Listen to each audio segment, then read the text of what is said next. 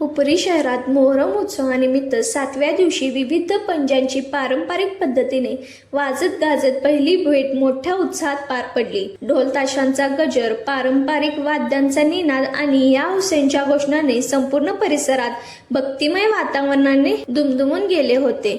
मोहरम उत्सवाच्या पार्श्वभूमीवर शहरातील विविध भागातील पंजे सजवून मिरवणुकीद्वारे निश्चित स्थळी आणण्यात आले।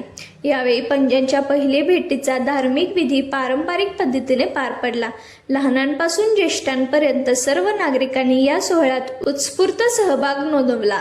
अनेक भाविकांनी पंजांचे दर्शन घेऊन नवस बोलले, तसेच शांतता आणि सुख समृद्धीसाठी प्रार्थना केली। शहरातील विविध दर्गे व मशिदीमध्ये भाविकांची मोठी गर्दी पाहायला मिळाली। श्रद्धाळू धार्मिक विधींमध्ये सहभागी होत मोहरमच्या ऐतिहासिक व धार्मिक महत्त्वाच्या आठवणी गाजवली। विविध समाज बांधवांनी एकत्र येऊन सामाजिक ऐक्य आणि बंधुभावांचा संदेश दिला।